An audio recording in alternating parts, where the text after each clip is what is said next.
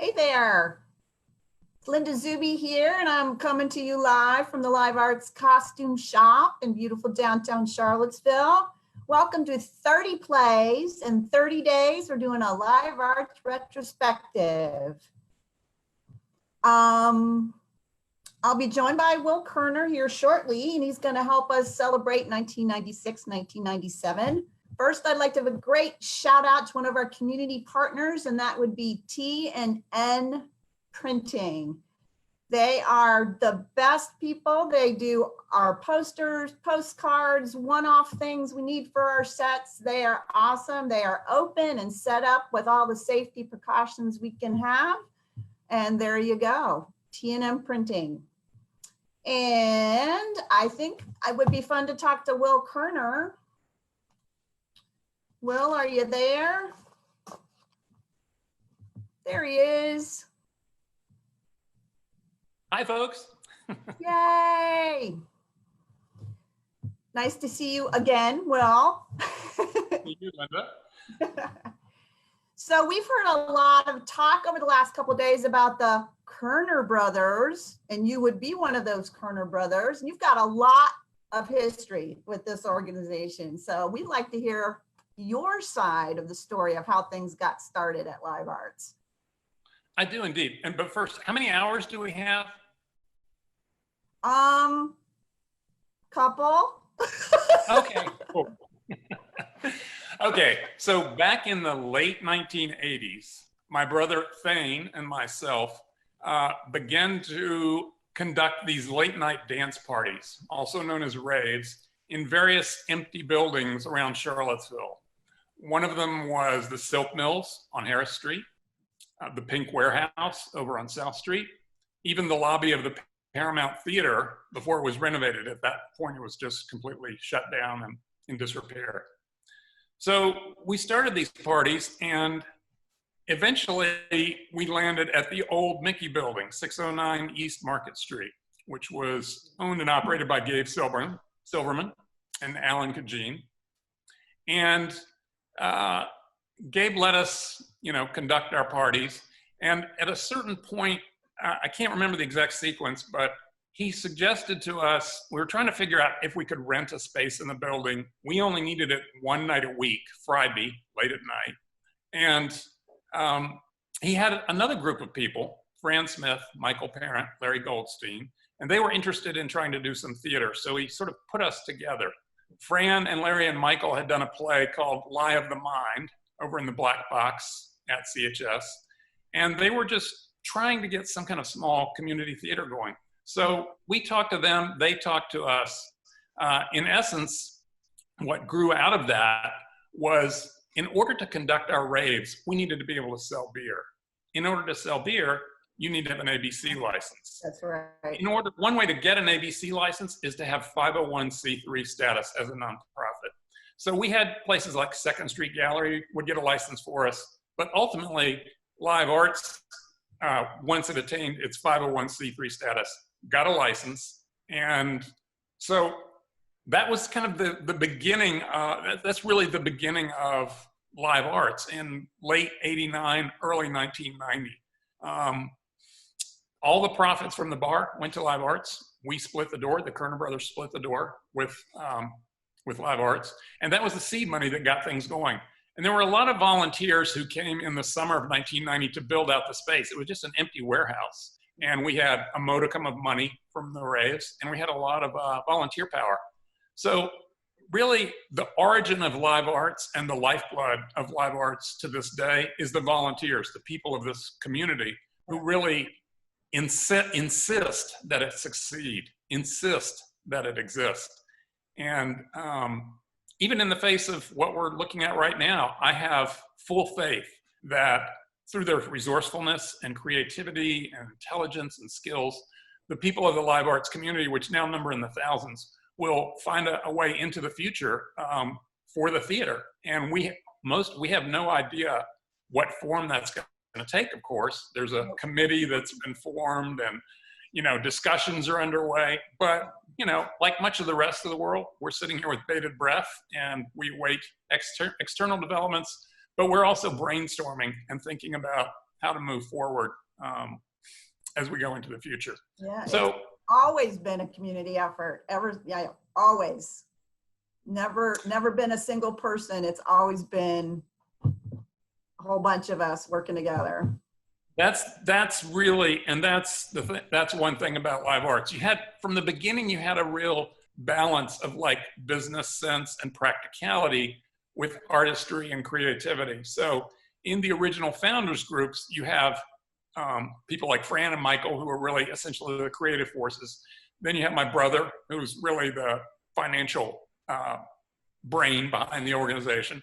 And then I'm somewhere in the middle. I was producer. I was the first executive director for 5 years, and then executive producer for 5 years after that, between 1990 and 2000.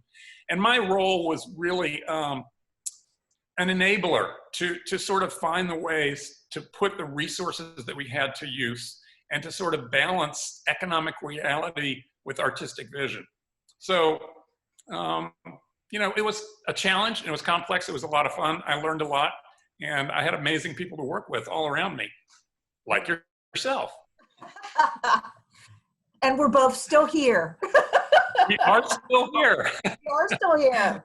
So are we ready for the slideshow, Will? Should we do our slides for the season? Fired up. Fired up.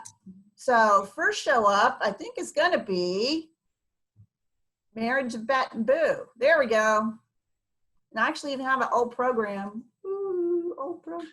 Yeah, fortunately, we have a beautiful program archive, I understand. Yeah. Including maybe almost all of the. I'd have to double check.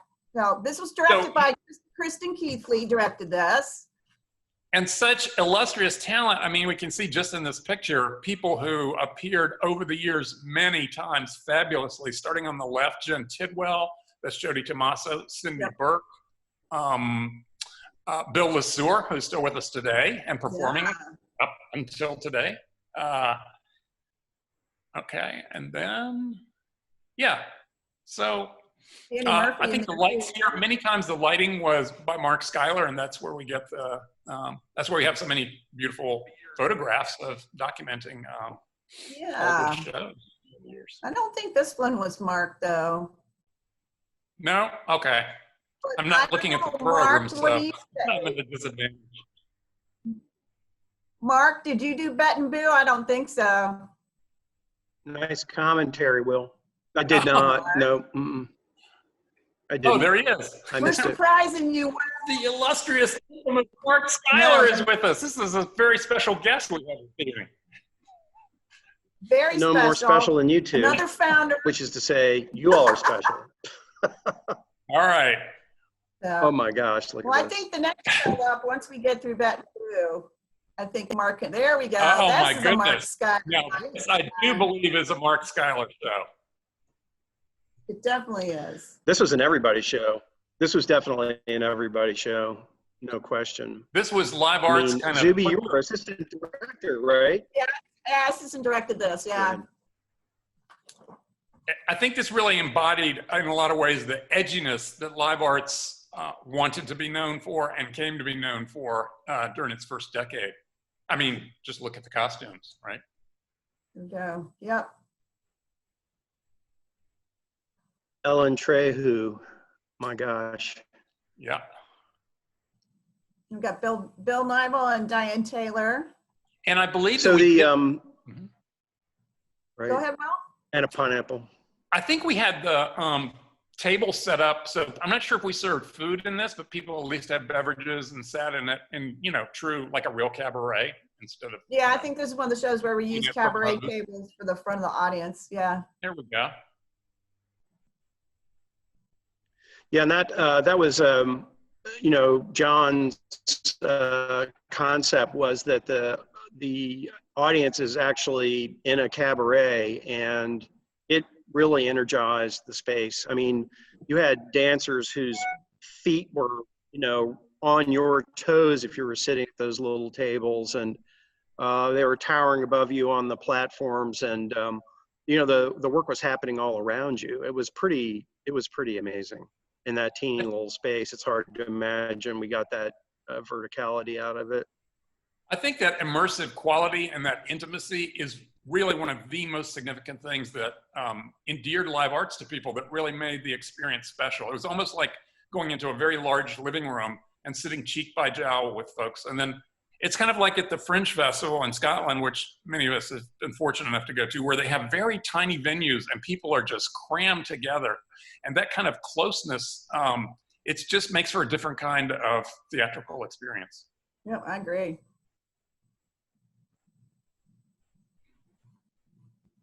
Ah, The Mystery of Irma Vep.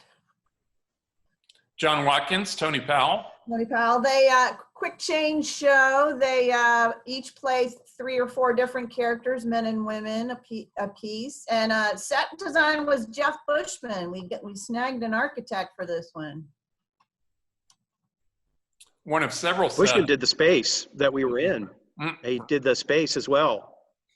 Yeah. At the beginning, the entire design, yeah. All the infrastructure. Yeah. That was a great show. Corey Joe and I were the backstage quick change artists. And can we mention something about that couch? That was in many productions. Wasn't that in Three Penny Opera? Yes, it was. Yeah. The couch. Whose couch was that? It resided in John Owen's apartment in the Pink Warehouse a lot of the time. Right. Belonged to Rulock. All right. Great show. That was a fun show. Moving on. Next one. A couple more for Irma Vep. Appropriate for Halloween.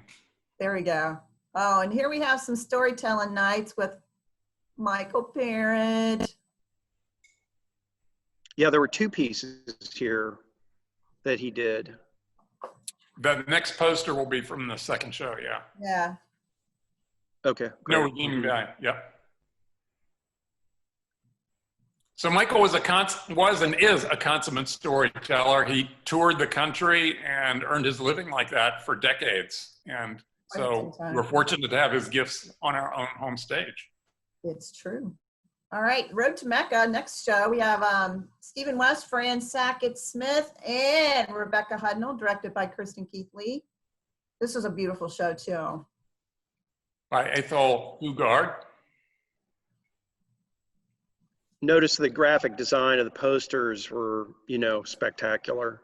We had a Thane and Kate and Fran and a number of other people. I think Catherine. Bill LeSueur at some point. Catherine D, obviously. I mean, that's what really was so striking about our productions. Yeah, a lot of good graphic artist folks contributed to us over the years, that's for sure. Kristen said something the other day during his interview about how the posters maybe exceeded what was actually delivered in some instances. Yeah, but once we got at their butts and seats, there wasn't any place what were they going to do? Get their money back because the poster was better? Come on. See, look at that. That's fantastic. The waiting room. Where we just were while we were waiting to be online here. Where we just were. We were waiting. So, although this is a different and waiting we're room, about to go played by right. Lisa Loomer. We're going to do a little scene from it later, but this is a really fascinating show. Geri Schirmer, myself, Toya Harold, and Missa Leddington. That's a talented cast. And those rolling tables that was an amazing were show. around for years. So this is also supported by Payne Weber. We were lucky to get a lot of support from the community. There wasn't the sort of artist and business divide. I mean, the business community really has supported us throughout, these decades, which is, we couldn't do it without them. It's not just the volunteers. This is a community that really wants and needs this work. I think this is a great show. I keep repeating myself. That's okay. You can say a show I was in was great as much as you'd like. Rhinoceros. Fran directed this guy, one of our more surreal existential offerings this season. Only 2 players. So no, And a that's huge editing. creative cast. I mean, creative production. Yeah.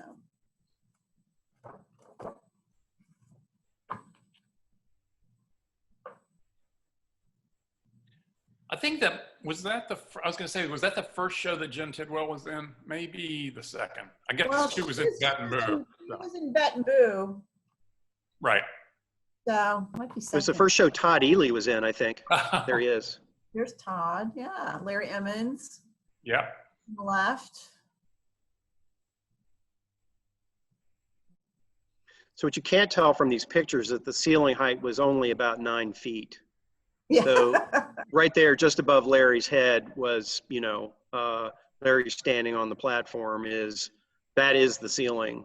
But Does that present any challenges for a lighting designer at all? did it present any challenges for the photographer? Yeah, it was amazing. It was a great space to learn. I mean, it taught you a lot. There were 2 big columns in there that were always in the way, and you had, wherever you would normally in a theater use a single instrument, you needed 3, just because you were so close.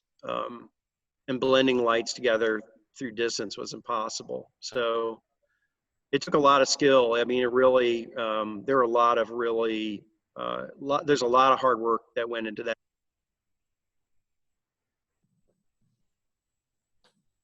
All right. Great stuff. Oh, lost your volume there. There we go. All right, moving on. Let's Am see I what's still here? next. You're back. You're there now. Christmas Aha. Carol. What'd you call it, Will? Fifth Cash edition, cow for perhaps. quite a few years. There you go. So, and that's Clinton Johnston. And we had a female Ebenezer Scrooge this year, and that's Boomy Patterson as Scrooge. Boomy. That, doing Christmas Carol was something that really helped the live arts bottom line. And I have to say also, it was kind of innovative. It was somewhat traditional, but also different each year. It wasn't just the same show with the same costumes, with the same actors rolled out. Each year had a specific flavor. And it really helped us get through those first few years because we knew it would do great box office. Yeah. I think John Gibson said the other night that the Kerner brothers wanted to drive a stake of holly through its heart, but fortunately that never happened. Greater Tuna. Yeah, sadly, The ultimate. we haven't done it for 30 years. I know, we haven't done it for a while. So Greater Tuna, another fabulous quick change show where 2 actors play the entire town of Tuna, Texas. And we have 2 consummate actors in this. It was Ron Heller and Danny Murphy.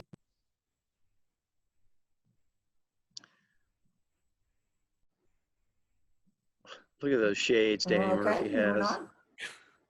Hey, I want his gloves. Looks like Captain Beefheart or something. Yeah, something. Except for the hat. Ron. They're right outside 609. Look on the left-hand side there, 609. There we go, yeah. Out in the real world. Danny getting Behind the breast scenes. placement.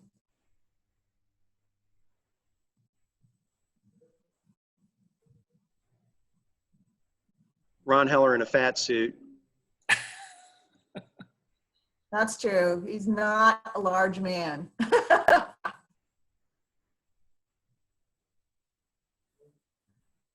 Very fun.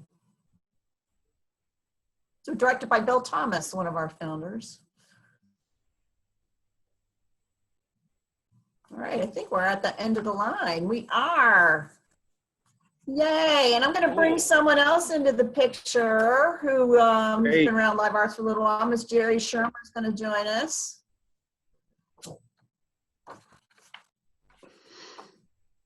I hope. Jerry. Wow. Well, hi there. There she is. Hi, sweetheart. Hey, Jerry. Hello, everyone. Hi, Will. Hi, Mark. Hi, Jerry. Yeah. Hey. Hey, Will. Hi, Mark. So Jerry and I go back. We were in Hello. Marvin's Stop room now. together back in '94, and we did the waiting room, which we're going to do a scene from here shortly. So, any anecdotes, Jer, you want to share from our Live Arts life? Actually, there was one story about the waiting room, which is one of my favorite stories describing the space that we were working in. The space between the flat and the wall of our set was very narrow, just enough to get out of the green room and slide onto stage from the two right angles. And as you noticed in one of those photographs of me sitting on the exam table with Bill Lesueur, who was playing the doctor in the show, I had on quite the prosthetic of augmented plastic surgery, which is one of the reasons why I was in the doctor's waiting room of this play. And I was about to come on stage to do the scene that we're going to do tonight that took place in a bar. And the young man who was playing both Linda Zuby's husband and the bartender needed a very quick change, and he forgot something backstage, and he had to run back to get it. And he's all of a sudden, and I was standing next to him, he was on my right. He had to go past me to get back into the green room to get his stuff. And he said, "Everybody move, I forgot my towel." And I put my back up against the wall, and he's like, "Not helpful, can't get through." And I'm like, I can't do anything about those because they're stuck to my body right now. So that was one of my funniest moments. Everybody was just kind of watching, and this poor guy had to get on his knees and get below my breasts in order to get backstage and get back on stage before I made my entrance. So those were the joys of working in the old Bookkeeper. Yes, it was. It was probably one of my favorite shows that we've ever done. We had an incredibly talented cast, and to be directed by John Gibson. It was our second show together, me and Zuby, both directed by John Gibson. So it was a wonderful show. It was indeed. Well, let's go ahead. I'm going to set the scene here, and we're going to do the bar scene. Just to give people a general idea of what the show's about. There's 3 women waiting in the room to go see the doctor, but they're all from different walks of life. Geri's character, Wanda, was a modern day woman, kind of like overdoing the cosmetic surgery to make herself more attractive, as they say. Missile played a Victorian woman, all corseted up in more ways than one, shall we say. And I played Forgiveness from Heaven, a Chinese woman with bound feet. Yeah, I played a Chinese woman. We can talk about that if you want. Anyway, not playing Forgiveness from Heaven tonight. This happens early in the play. And Jer, whenever you're ready. And scene. Thanks, Jer. Yay! Thank you. And thanks to Wanda Kaczynski, indomitable spirit that she is. That's awesome. It was Geri's right. It was a really amazing show to work on just because of the content and the power of women from different walks of life coming together. It was really good. It was an interesting show in that the main theme was how women, because of the male patriarchal society, defines what beauty is. So 3 different women from 3 different centuries are mutilating their own bodies in order to attain what society considered beautiful at the time. There was a subplot about pharmaceutical companies and hospitals and money making and preventing serious research into cancer prevention. Right. So it was a whole lot of subjects going on at once. And you can tell it was written in the 90s because, it was going on Oprah and Video Nuts. So it's a good little time capsule as well. Oprah's still got a lot of cachet. That's true. She made her bit. So, Will, anything else you want to share before I wrap this up, or are we done? Well, I think it's going to come up in tomorrow night's session, but I think want to mention a particular show that we did in 1996. It's the only really on-site, site-specific production that we've ever done, and that's the visit that we did at the Cole Tower. Yeah. And the reason I mention that Last is, night. It was last night. oh, it was yeah. last night. Oh, on time delay. Okay. Right. Well, in any case, it may be that we will be looking at outdoor productions going forward as a Oh, way yeah. of having an audience that is socially distanced. Perhaps you already covered that last night, but that's a thought. Just the visit, not that part. All right, well, I'm gonna take control here. Thank you, Will. Thank you, Linda. Jerry. Thanks, It's Jerry. awesome. Thanks, Thanks, Mark. Jerry. And Mark. Thank you all. yes. So much. Surprise Everybody guest, again Mark in a couple Seiler. of days. Good All seeing right. you. Bye. Thank you all, Bye. audience. Thank you for spending your evening with us. And if you feel moved to do so, you can always put a donation to keep us going and keep us forging ahead, as we like to say. And tomorrow night, we are doing 1997 to 1998. And our special guests, we're going to have two of them, John Owen and Rowena Halpin are going to join us tomorrow night to talk about their experiences here at Live Arts. So Oh, that's wonderful. it's great. Thanks again. Bye. Good night, everyone. Jackson's. See you at Live Arts.